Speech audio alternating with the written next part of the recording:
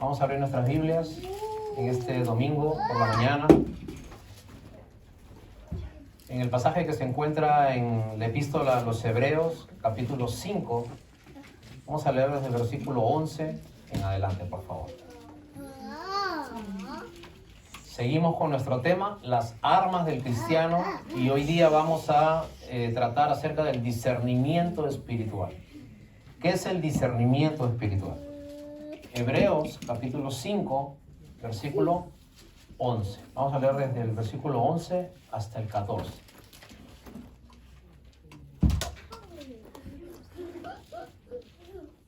Si usted lo tiene, le pido que me lo haga saber diciendo amén. Amén. Muy bien, la palabra del Señor dice así. Acerca de esto tenemos mucho que decir y difícil de explicar, por cuantos habéis hecho tardos para oír. Porque debiendo ser ya maestros después de tanto tiempo, tenéis necesidad de que se os vuelva a enseñar cuáles son los primeros rudimentos de la palabra de Dios. Y habéis llegado a ser tales que tenéis necesidad de leche y no de alimento sólido. Todo aquel que participa de la leche es inexperto en la palabra de justicia, porque es niño.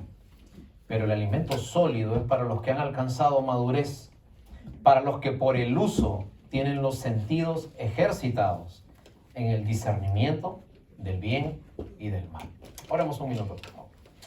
Señor, te agradecemos en esta mañana y te pedimos como siempre que abrimos tu palabra, tu ayuda, tu auxilio para que nosotros podamos decir, Señor, justamente lo que es tu palabra, Señor, y dirigirnos hacia el principio principal para nuestras vidas, volver a ti. Te pido por cada uno de mis hermanos que están en esta mañana aquí acompañándonos y por los que han de escuchar a través de las redes sociales también este mensaje. Señor, sé que esta palabra pueda llegar a cada necesidad y que pueda ayudarnos en una parte de nuestra vida, que nos empuje y nos ayude a ser cada día mejores mientras estamos en esta tierra. Así que descansamos en ti y te pedimos, Señor, que conforme pase el tiempo, a mí se me vaya viendo menos. Y, Señor, nosotros podamos abrir nuestros ojos para ver lo que tú quieres para nosotros, Señor. En el nombre de Jesús oramos así. Amén. Pueden tomar asiento. Muchas gracias. En esta mañana vamos a hablar acerca del discernimiento espiritual. Quería conversarles como introducción acerca de una historia que sucedió una vez en el reino de Persia. Había una vez un rey persa hace cientos de años, que era una persona muy sabia, muy inteligente, una persona que tenía a su cargo miles de personas, tenía muchos imperios conquistados, y una vez se le alborotó el pueblo. Había llegado un visitante de otro lugar llamado Sisa, un muchacho humilde, sencillo, pero muy inteligente. Este chico traía una novedad al pueblo. Era un papel cuadrado que tenía 64 divisiones exactamente iguales. Y traía un juego que con el tiempo se llamó el ajedrez. Ahora, cuando comenzó a enseñar a la población cómo era este juego, la gente se cautivó. Y hizo tanto ruido que finalmente tuvieron que llevarlo hasta donde el rey persa. Cuando este muchacho simple, sencillo, llamado Sisa, le enseñó el juego a este rey, el rey se sorprendió.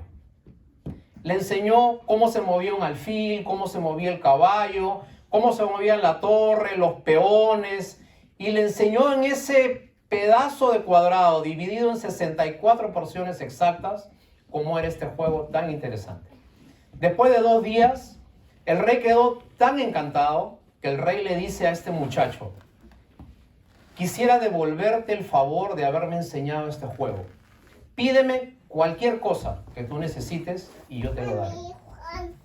Entonces este muchacho, con la sencillez con lo que hablaba y con la simpleza, con aire de ingenuo, le dice al rey: yo no le voy a pedir muchas cosas, simplemente quisiera llevarme un poco de trigo de su territorio. El rey le dice: pídeme lo que tú quieras, porque él tenía una gran porción de trigo guardada en sus almacenes. Entonces el muchacho le dice al rey: yo quiero que me des la cantidad de granos de trigo conforme yo te lo voy a pedir. Y escuchen cómo se las pidió. Él le dijo, yo te he enseñado un juego que tiene 64 cuadraditos. En el primer cuadradito, dame un grano de arroz. En el segundo cuadradito, dame el doble, que vendrían a ser 2 granos.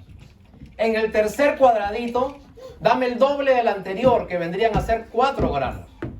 En el siguiente cuadradito, dame el doble del anterior, que deberían ser 8 granos.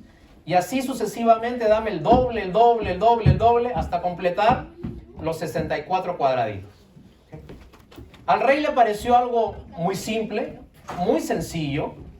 Entonces el rey le dice a sus súbditos, dadle lo que este hombre pide, ¿no? Está pidiendo una simpleza, no está pidiendo nada grande. Al día siguiente, los sabios del rey piden una entrevista con el principal. Y le dicen, rey, tenemos un problema enorme. Y el rey le dice, ¿cuál es el problema? ¿Algún imperio viene a atacarnos? ¿Alguien se ha querido sublevar? ¿Qué es lo que pasa? No, el problema es los granos de trigo que tú le ofreciste a este hombre.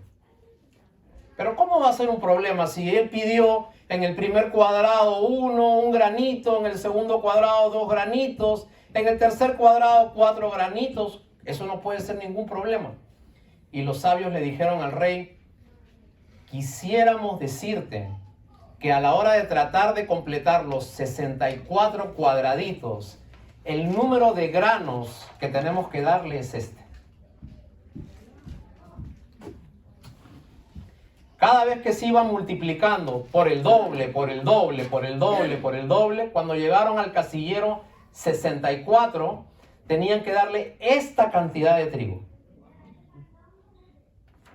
Así, este rey, muy sabio, muy inteligente, finalmente fue atrapado en sus propias palabras por una persona sencilla. ¿Qué cosa pasó? No tuvo discernimiento de saber qué era lo que estaba ofreciendo. El tema de esta mañana es el discernimiento. Discernir significa distinguir mentalmente entre 2 o más cosas. Advertir un peligro. En nuestros países hay una frase que a veces dicen, esto me huele mal, ¿no? ¿Han escuchado alguna vez? Esto me huele mal, ¿no? Hay gato encerrado, dicen en algunos otros países, ¿no?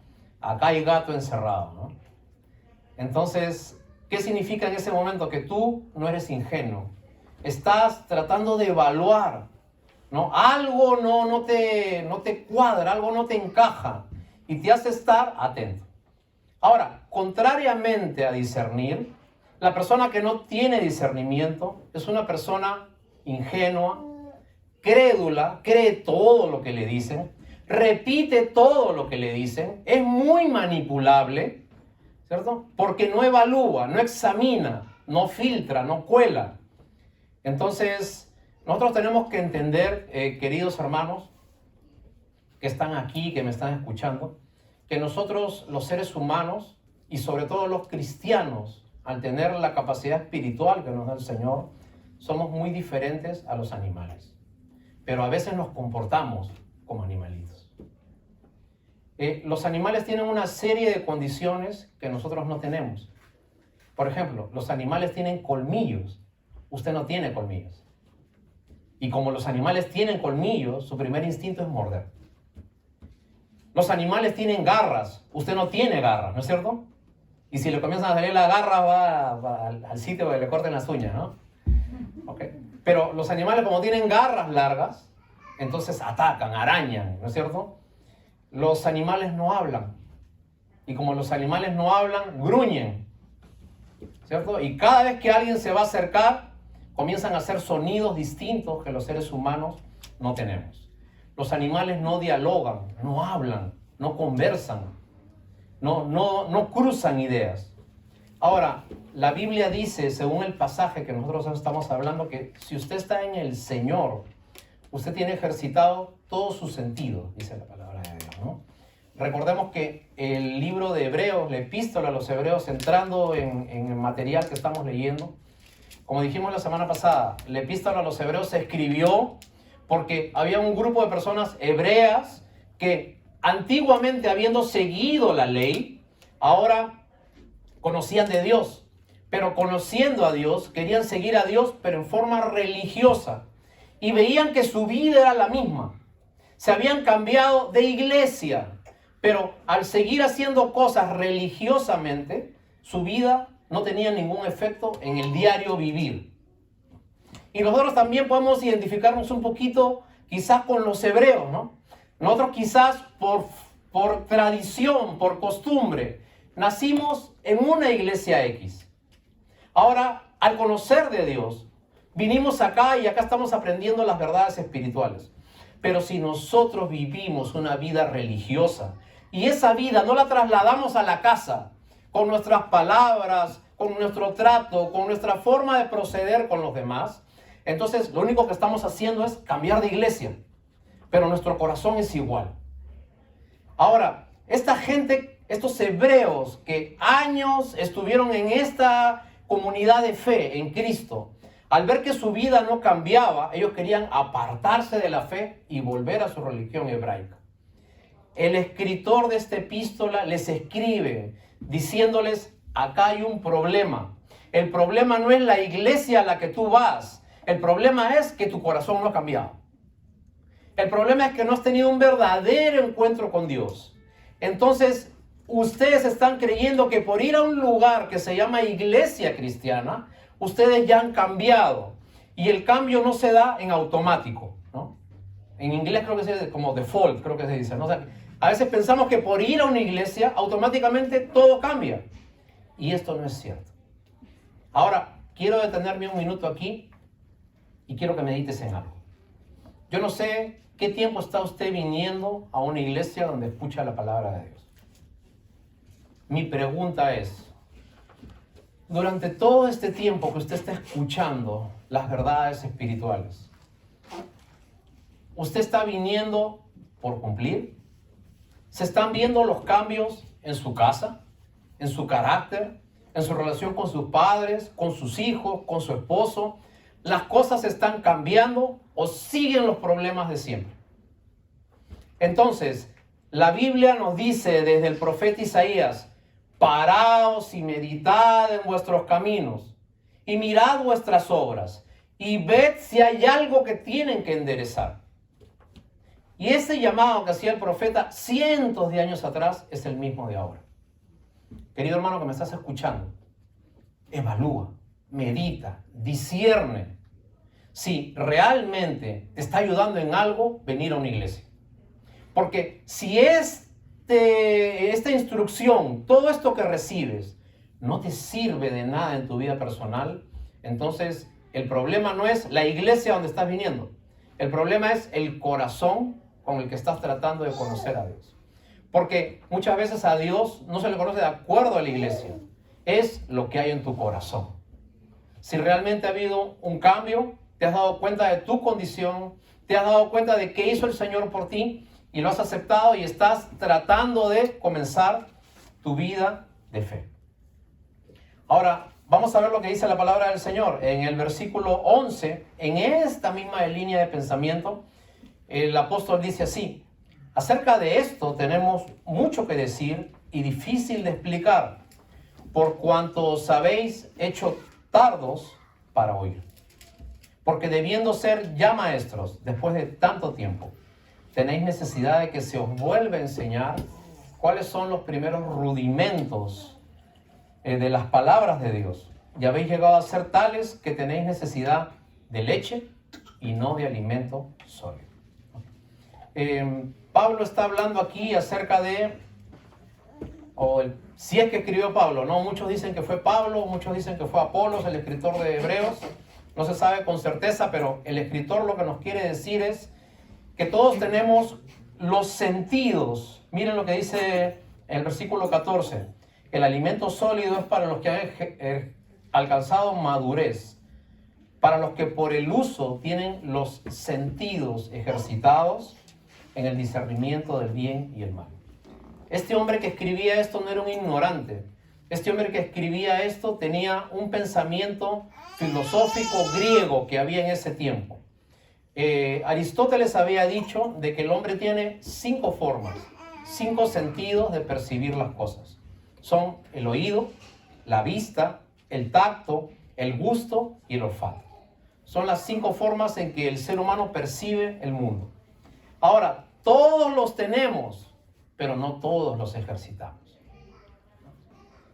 Hay 3 etapas de un cristiano que vive en comunidad.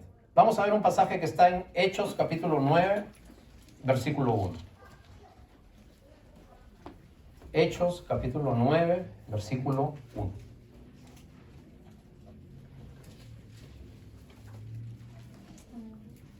Vamos a buscar este pasaje tan famoso en la Biblia que habla acerca de la conversión de Saulo, que se vino a convertir después en el apóstol Pablo, ¿no? Hechos capítulo 9, versículo 1.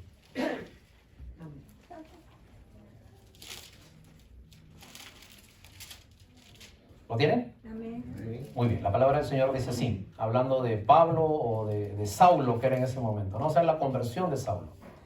La Biblia dice, Saulo, respirando aún amenazas y muerte contra los discípulos del Señor, vino al sumo sacerdote y le pidió cartas para las sinagogas de Damasco a fin de que se hallasen algunos hombres o mujeres de este camino, los trajese presos a Jerusalén.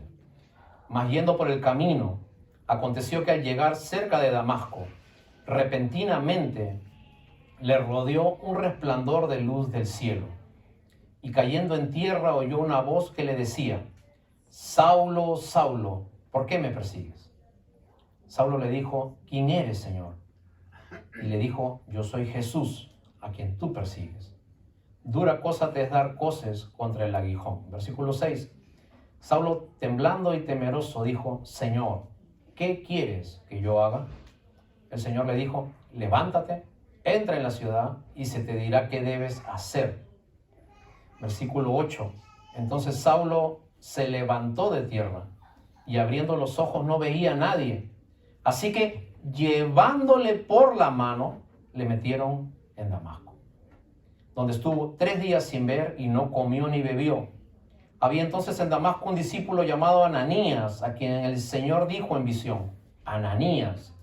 Y él respondió, heme aquí.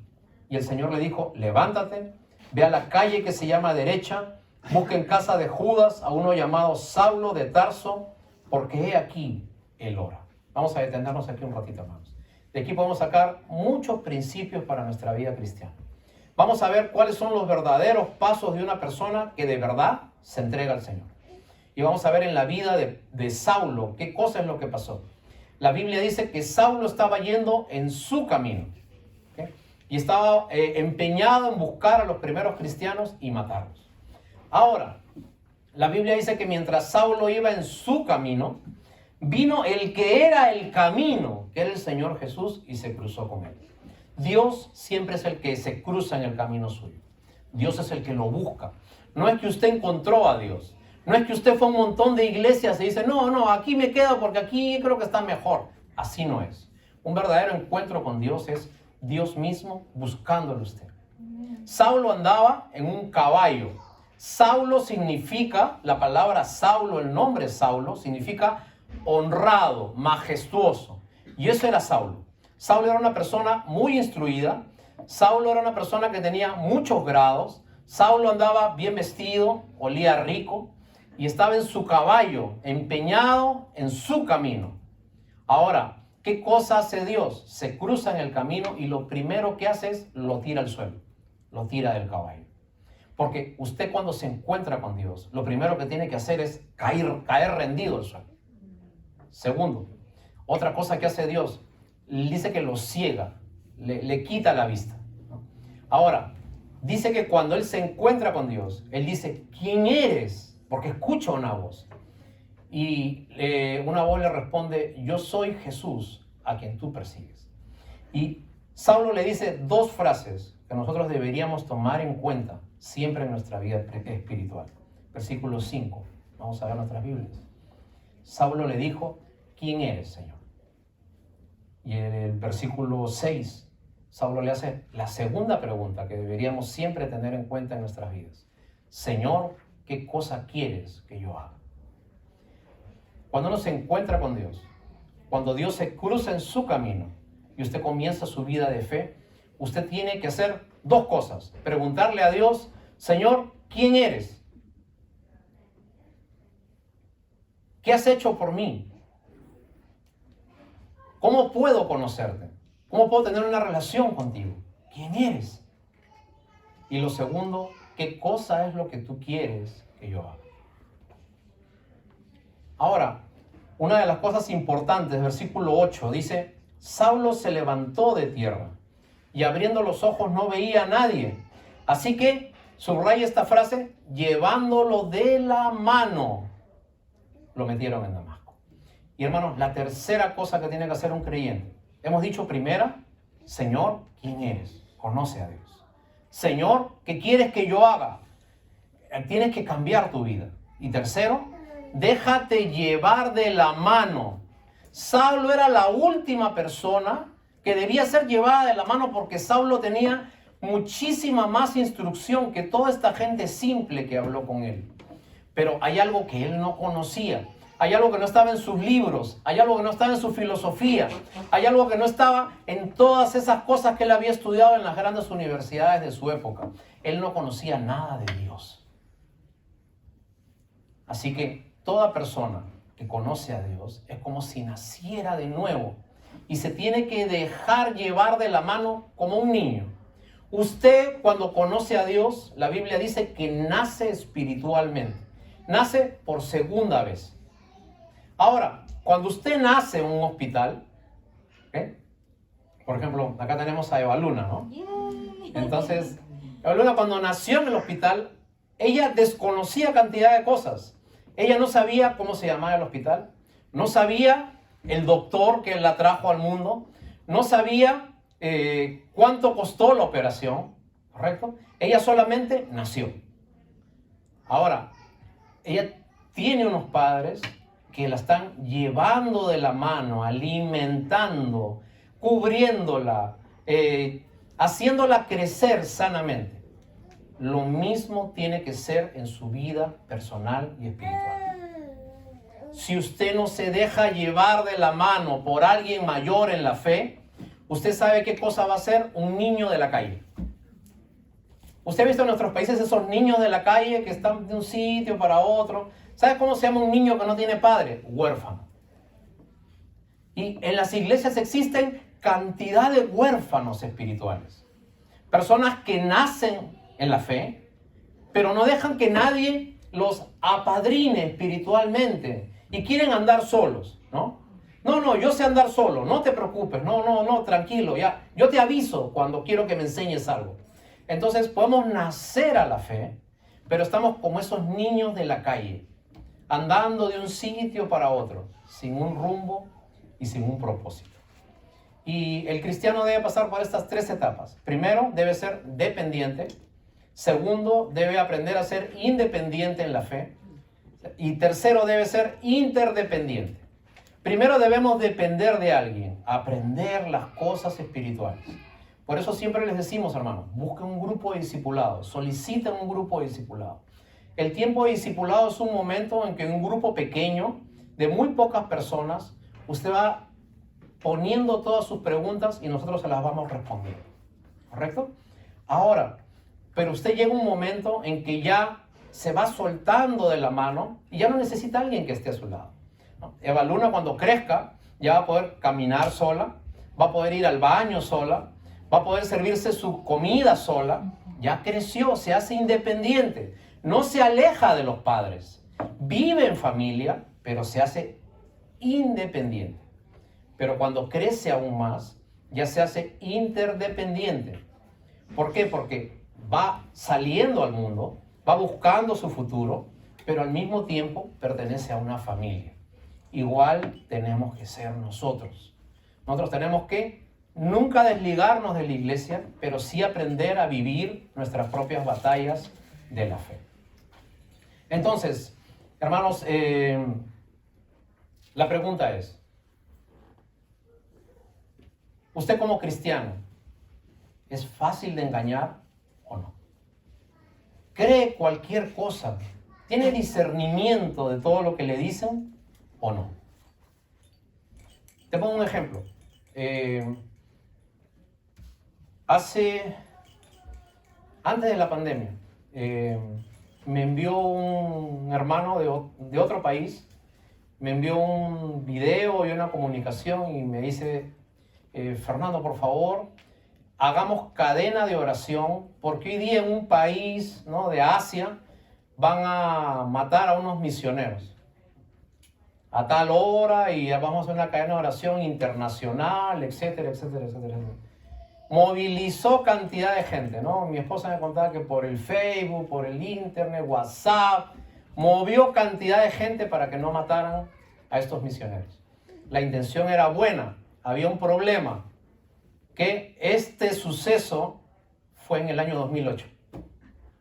Y él había leído algo en el YouTube, ¿no?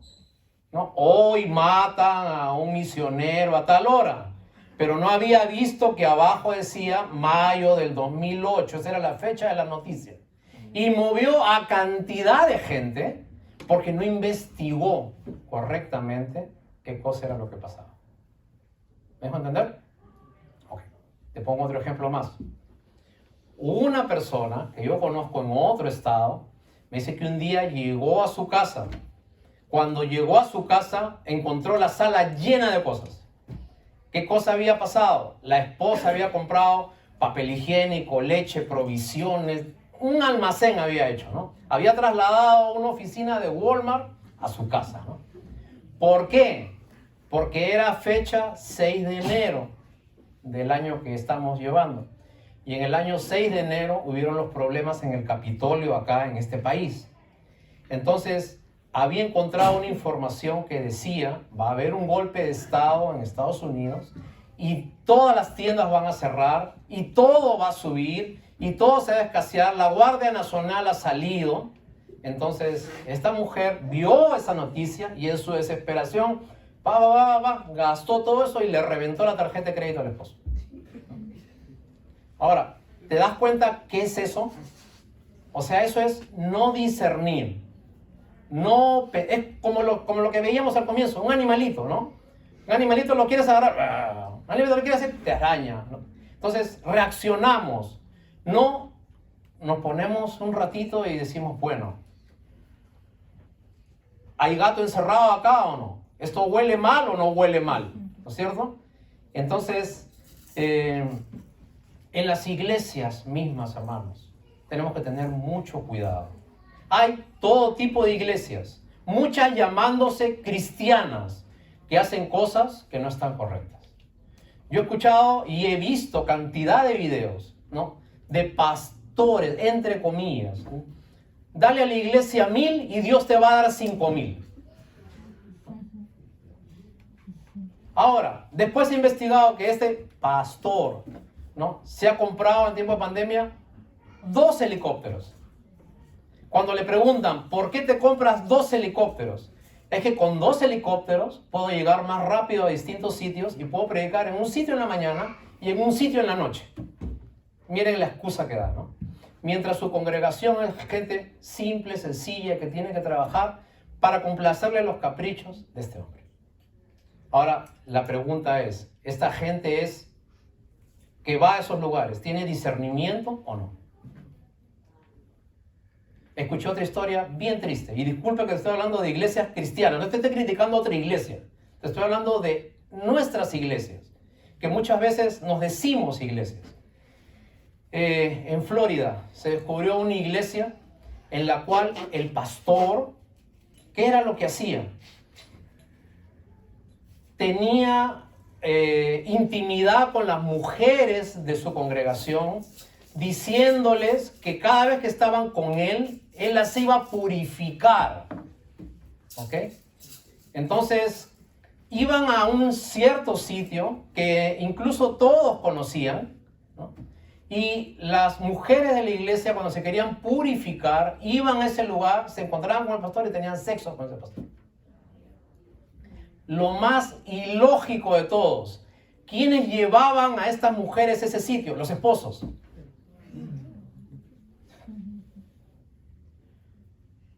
Entonces, te das cuenta que detrás de un lugar que dice iglesia cristiana, aún allí, si no disiernes, si no piensas, si no filtras, puedes ser engañado, ¿no?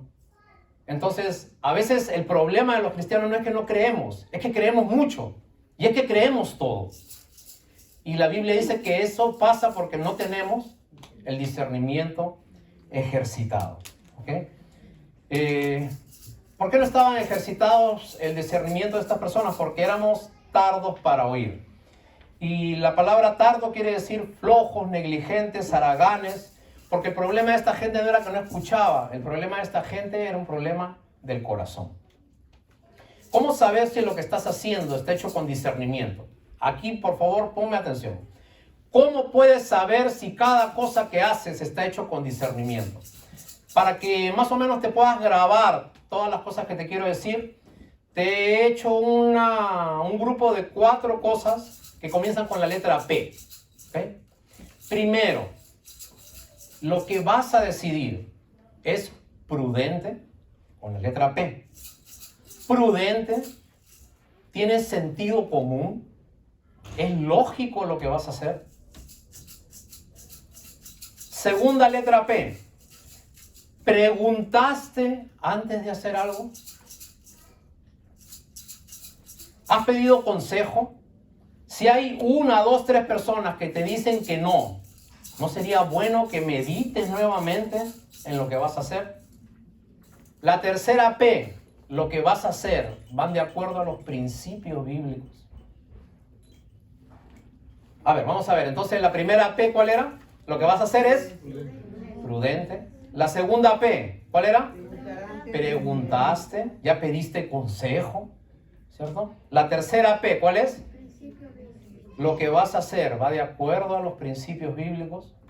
Y la cuarta P, la más importante. La cuarta P es, pobre de ti que no hagas caso si no te la vas a ver con el pastor. Esa es la cuarta P. A ver, de nuevo entonces, la primera P es prudente, la segunda es preguntaste, lo tercero es va de acuerdo a los principios bíblicos y la cuarta P es pobre de ti si no haces caso porque te la vas a ver con el pastor, ¿no? Y hermanos, nosotros lo que queremos aquí en esta iglesia es de que usted tome buenas decisiones en su casa, ¿no? De nada sirve que vengamos acá a la iglesia a hacer cosas religiosas si en nuestro trato con nuestra familia, con nuestros jefes, con las personas con las que trabajamos, con nuestra familia, aquí en nuestros países, no tenemos una buena relación. El evangelio tiene que hacerse visible en nuestros hogares. Tiene que haber un cambio en nuestras casas. Tiene que haber un cambio en nuestras oficinas. Tiene que haber un cambio con nuestros jefes. Tiene que haber un cambio con nuestros familiares. Tiene que hacer una reconciliación con aquellos con los que hay problemas a través de la vida. El cristiano es el que comienza a cerrar círculos. Y la Biblia dice que nosotros dejamos lo que es de niño y comenzamos a probar alimento sólido. El niño llora por todo. Le pasa algo, llora. Se siente mojado, llora. Tiene hambre, llora. Se asusta, llora. Y a veces nosotros lloramos por todo, hermanos. Pasamos la vida llorando, quejándonos, lamentándonos, preocupándonos. Otra cosa característica del niño es que un niño no puede estar quieto. Un niño tiene que estar moviéndose, no puede estar concentrado en algo. Y muchas veces nuestro corazón es inquieto, buscando cosas, haciendo cosas, mandando cosas, y no podemos aquietarnos. Otra característica de un niño es que el niño es egoísta. El niño a veces es mío, mi juguete, ¿no es cierto? Mi carrito, mi pelota, mío. Su mundo gira en torno a él. Y a veces como cristianos también podemos ser niños. El niño no medita. El niño no tiene idea de que hay un tiempo. El niño no tiene idea de que son las 11, 12 de la noche. Él sigue jugando. Él no tiene idea de que es un tiempo. ¿Ok? En cambio, el adulto tiene un sentido para su vida. ¿Qué hago con mi vida? Cuando usted dejó de ser un adolescente y comenzó a ser adulto, una de las primeras cosas que todo el mundo le pregunta es, ¿y qué vas a estudiar? ¿Qué vas a hacer? ¿A qué universidad vas a entrar? ¿A qué college vas a entrar? En otras palabras, ¿qué sentido, qué dirección le vas a dar a tu vida, ¿no? ¿Qué quieres ser cuando seas grande? Entonces, pregunta, ¿qué quieres hacer con tu vida de fe? Dios se ha manifestado a nosotros a través de la Biblia y nosotros tenemos que seguir las instrucciones que nos da la Biblia, porque la Biblia te sirve, escúchame algo, este libro te sirve para acá en la tierra, no te sirve cuando vayamos al cielo. Cuando usted llegue al cielo, este libro ya no va a existir. ¿Sabes por qué? Porque allá le podrás preguntar a Dios todas las cosas cara a cara. Y la Biblia te sirve en la tierra para que tú puedas saber cómo son las cosas, porque las cosas no son a tu manera, son a su manera. ¿Okay? Y hermanos, todos los principios de fe sirven para que tú te sepas llevar bien con los demás. Escuché la otra vez una historia de un rabí que está con un grupo de discípulos. Y dice que los discípulos le dicen al rabí, rabí, una pregunta, dime hijo, ¿usted me podría decir en qué momento yo podría afirmar que se acaba la noche y comienza el día? ¿Puedes repetirme la pregunta? Claro que sí. Rabí, ¿en qué momento yo puedo afirmar que se acaba la noche y comienza el día? Dice que el rabí dice, ¿y ustedes qué piensan? Uno de los alumnos dice, yo puedo saber que ya comienza el día cuando veo una oveja a lo lejos y no la confundo con un carnero. Bien, dice el rabí. El segundo dice, yo puedo saber que ya es de día cuando veo una higuera y me doy cuenta que no es un almendro, que son árboles que se parecen mucho. Y el rabí le dice, muy bien. Y así los alumnos comenzaban a poner sus ejemplos. Y el rabí le dice, ¿ustedes saben cuándo yo puedo entender que ya está acabando la noche y está comenzando el día? ¿Cómo, rabí? Y el rabí le dice, cuando yo veo a un desconocido venir hacia mí y lo puedo distinguir a lo lejos y sé que es mi hermano, corro, lo abrazo y lo meto a mi casa. Y los principios espirituales finalmente sirven para eso, hermano.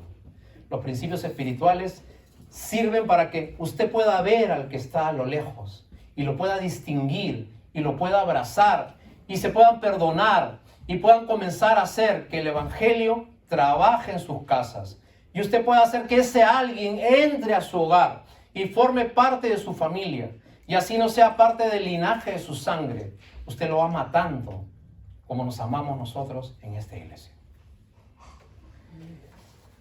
Para terminar, lo que hace es prudente, tiene sentido común, o nosotros hacemos las cosas tercamente. Yo conocí a un hermano en una iglesia que le decían el máster. Entonces, hey máster, ¿cómo está? Máster. Entonces, yo entendía que máster era una persona que sabía, ¿no? Un hombre sabio, ¿no? Al final me vengo a enterar que le decían máster. ¿Por qué le dicen máster? Hermano, es que ese más terco, me dicen. Terco, ¿no? Más terco es ese muchacho. Y por eso le decían máster, ¿no? Porque es más terco, ¿no? Entonces, cada vez que le decían, no, que yo lo ya lo voy a hacer. Y siempre hacía lo que quería, ¿no? Ahora, pregunta, ¿usted es un máster en lo que hace? ¿O no? Lo que hace usted, ¿van de acuerdo a los principios bíblicos? ¿Lo esconde? ¿Lo puede contar? ¿Lo harías si te vieran otros? ¿Lo seguirías haciendo? ¿Preguntaste las cosas que estás haciendo? ¿O a pesar de las advertencias, nosotros a veces seguimos empeñados en las cosas que nos dan? Y hermanos, comience a madurar en la vida de fe. A veces envejecemos, pero no maduramos. Vuele, corra, crezca, piense, inspire, enseñe al Señor en su corazón. Muchos ajedrecistas con cara inocente están buscando engañarnos con pequeños juegos. Y así como esos reyes de Persia, muchas veces nosotros pensamos que nos sabemos las de todas, como decimos. Y al final caemos rendidos ante una persona que vino y muchas veces con cara simple, con argumentos inocentes, con cosas que tienen sentido, hacen que no podamos discernir las cosas. Y la Biblia dice, maldito el hombre que confía en el hombre. Así que usted no le entregue su corazón a ninguna persona. Es más, yo te digo algo, si en algún momento yo comienzo a predicar algo que no está conforme a la Biblia, usted acérquese a mí y dígame, pastor, lo que usted está diciendo está mal.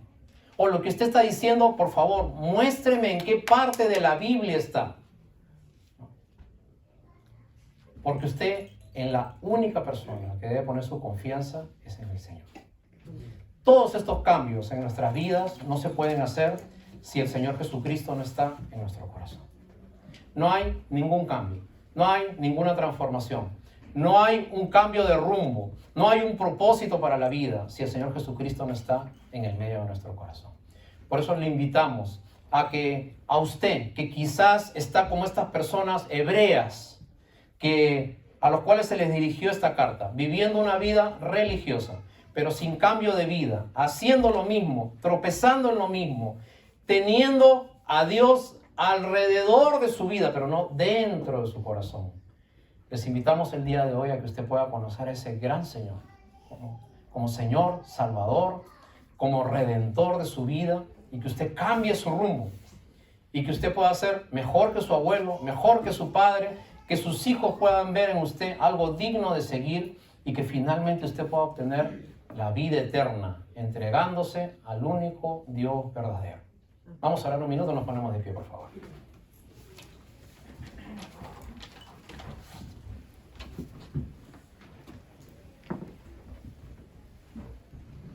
Vamos a orar.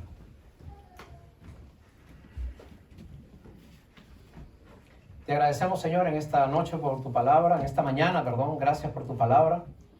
Gracias porque hemos podido recibir hoy día, Señor, alguna palabra que ha llegado a nuestros corazones. Permítenos volver al principio de toda nuestra vida espiritual, conocerte a ti.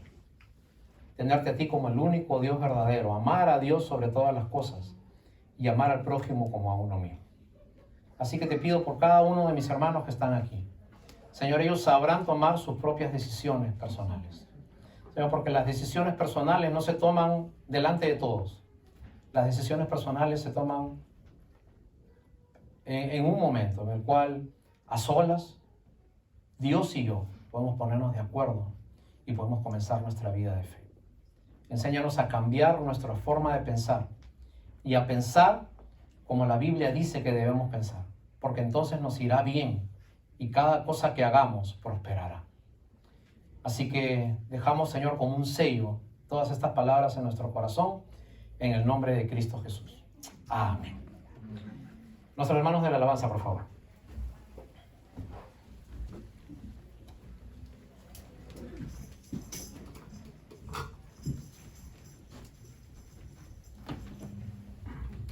Gloria a Dios, tremendo mensaje. Dios lo bendiga, pastor. Te adoramos, Señor. A ver, ¿cuántos creen que Dios es digno de alabar y de adorarle? A ver, levantemos nuestras manos. Amén. Sí, Y vamos a mostrarle esa alegría, esa fuerza, ese coraje en nosotros, porque queremos seguir sus caminos y sé que Él va a estar con nosotros en todo momento. Amén. Solo hay que pedirle con el corazón y entregarle nuestro corazón. Amén. Dios, Sí, Señor. gracias.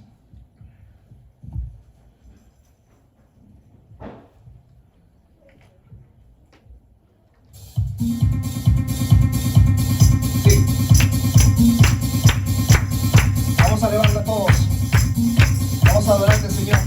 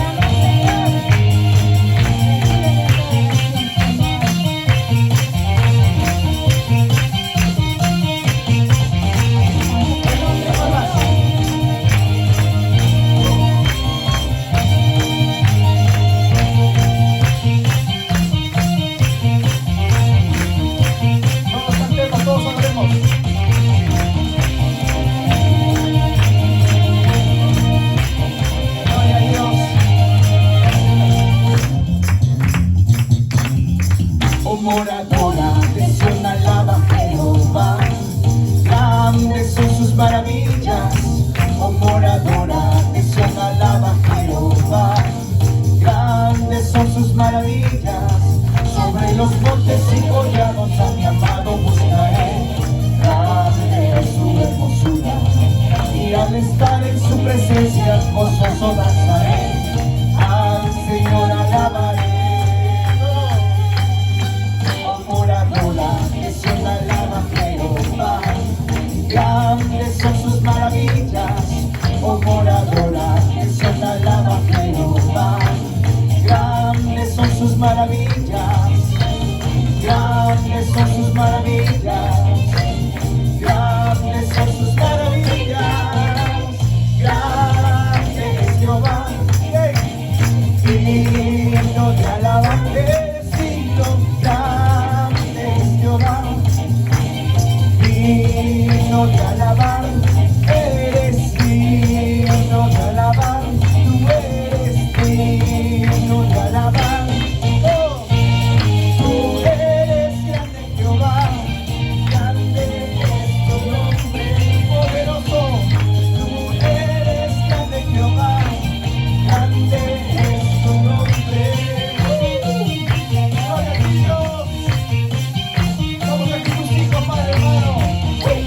Sigamos, iglesia, con esa alegría, con ese corazón dispuesto de adorarte. Oh, moradora de Sión alaba a Jehová. Grandes son sus maravillas. Oh, moradora de Sión alaba a Jehová. Grandes son sus maravillas. Sobre los montes y collados a mi amado buscaré. Grande es su hermosura. Y al estar en su presencia gozoso danzaré. Al Señor alabaré. Oh, moradora de Sión alaba a Jehová. Grandes son sus maravillas. Oh, moradora de Sión alaba a Jehová. Grandes son sus maravillas. Grandes son sus maravillas. Grandes son sus maravillas. Oh, grande es Jehová. Tú eres digno de alabar. Eres digno. Grande es Jehová. Tú eres digno de alabar. Eres digno de alabar. Eres digno de alabar. Todos somos iglesia. Tú eres grande Jehová. Grande es tu nombre poderoso. Tú eres grande Jehová. Grande es tu nombre. Tú eres grande Jehová. Grande es tu nombre. Llega hasta el cielo, dile. Tú eres grande Jehová. Grande es tu nombre. Seguimos, hermanos. Sigue esa alegría, sigue ese gozo en nuestro corazón, porque queremos adorarle solo a Él, porque Él es digno de recibir toda gloria y toda honra. Gracias, Señor, por tu iglesia. Gracias, Padre. Dile, tú eres grande Jehová. Grande es tu nombre. Tú eres grande Jehová. Grande es tu nombre poderoso. Tú eres grande Jehová. Grande es tu nombre. Vamos a decir todos. Tú eres grande Jehová. Grande es tu nombre. A ver todos, vamos a cantar. Vamos todos. El Señor está aquí con nosotros. El Señor está aquí con su palabra, con su amor. Grande Jehová. Grande es tu nombre. Tú eres grande Jehová. Grande es tu nombre. Tú eres grande Jehová. Grande es tu nombre.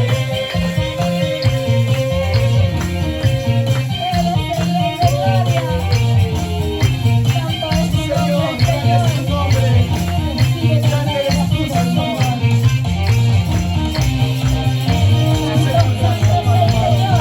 Gracias por tu palabra. Gracias. Aleluya, gloria a Dios. Cristo vive. Santo es tu nombre, Señor. Vamos a orar para terminar y dar gracias al Señor por los alimentos. Bueno, Señor, te agradecemos en mañana por haber recibido tu palabra, por haber alabado tu nombre, comenzar esta semana en fe, creyendo en tus promesas y creyendo que tú bendices al que te obedece, Señor. Así que permítenos tener un buen corazón para hacer todas las cosas como para Dios y no como para los hombres. Ahora te pedimos por los alimentos que vamos a recibir. Bendice a las personas que la han traído y tú compénsales conforme a tu sabiduría. Y Señor, por cada uno de mis hermanos, en sus hogares, en esta semana, en sus trabajos, en su centro de estudios, Señor, allí podamos reflejar la grandeza del Evangelio en actitudes, vidas, carácter, obras transformadas por personas que han tenido un encuentro personal contigo. En el nombre de Jesús oramos así. Amén. Que el Señor les bendiga, Dios les bendiga, hermanos. Atrás